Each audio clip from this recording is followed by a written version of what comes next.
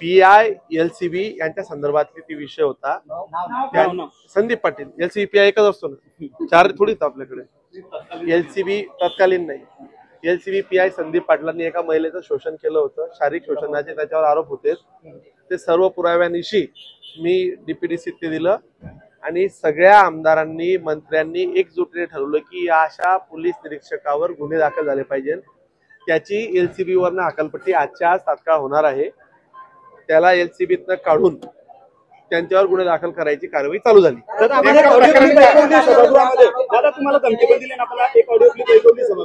ते असे म्हटलेत की जर आमदाराकडे गेले तर मी गोळी घालून देईल, मलाही गोळी घालून देईल, आमदाराला गोळी घालेल, असं ते बोलले होते। ते सगळे पुरावे मी आता पोलिसांकडे सगळे सादर करणार आहे। नेमकं काय प्रकरण आहे, काय कशाविषयी हा प्रकरण? असं आहे की एखाद्या ती महिला एका प्रकरणाच्या संदर्भात त्यांच्याकडे न्याय मागण्यासाठी पोलिसांना तक्रार घेऊन गेली होती। त्यांनी त्याच्याशी सलगी केली, सलगीचं प्रेमात रूपांतर झालं, प्रेमाचं रूपांतर लग्नाचं आमिष दिलं आणि त्या महिलेवर त्यांनी सतत वारंवार अनन्वित अत्याचार बलात्कार केले।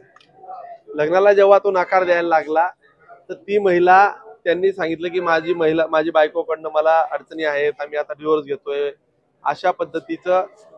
ही महिला नंतर त्याच्या बायकोलाही भेटली आणि तर त्यांच्याही पत्नीने असं सांगितलं की त्यांचे 4-5 ठिकाणी ऑलरेडी अशी प्रकरण आहे, मी स्वतः वैतागली आहे। आणि नंतर तिला लक्षात आलं की तिची फसगत झाली आहे। यांनी पोलीस स्टेशनचा सगळा धाक दपटशा तिला दाखवला, शिवीगाळ केली, दमदाटी केली। म्हणजे पोलीस सदरक्षण आहे, खलनिग्रह आहे। आपण पोलिसांकडनं जी अपेक्षा करतो ती जळगाव जिल्ह्यातला एलसीबी पीआय हाच जर महिलांचं शोषण करायला लागला तर मीही हा सभागृहात प्रश्न मांडला की आता आपण कोणाकडे जायचं। जर आमदारांवरच जर काही धमकींचे सत्र येत असेल तर आमदार सुरक्षित नसतील, महिला सुरक्षित नसतील, तर अशा पोलीस अधिकाऱ्यांना वचक दाखवला पाहिजे, त्यांना त्यांच्यावर गुन्हा दाखल झाला पाहिजे। त्या महिलेला न्याय देण्याच्या भूमिकेतून मी त्या महिलेच्या पाठीमागे उभा आहे। या प्रकरणात आणखी काही आरोपी याच्यामध्ये आयुष आणि पियुष नावाचे 2 भाऊ आहेत। त्यातला आयुषचं नाव तो कायम तिला वारंवार फोन करणे, त्या महिलेचं एकदा अबॉर्शन सुद्धा झालेलं आहे तिचं, म्हणजे तुम्हाला ते सगळं कळेलच। हा आयुष्यात सगळ्या गोष्टींची तिला गाडी पोटवणे, एक फॉर्च्युनर गाडी त्यांनी सांगितली।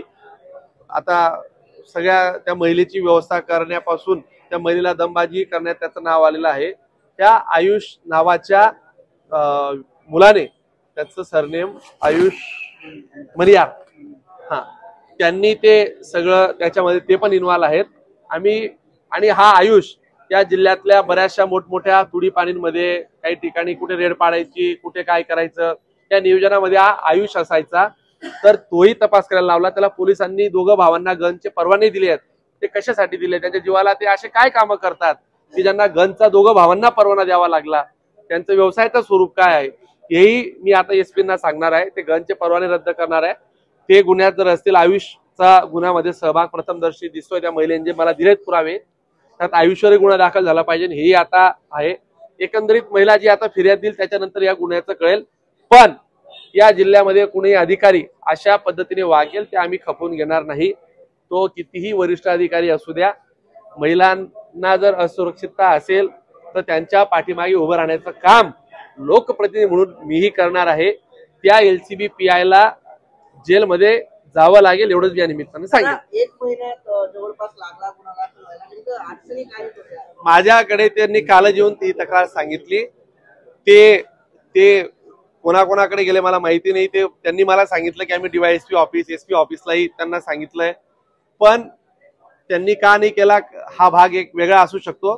परंतु मी एसपींशी बोललो, पालकमंत्री बोलले, आम्ही सगळ्यांनी या विषयावर स्पष्ट भूमिका घेतली आहे।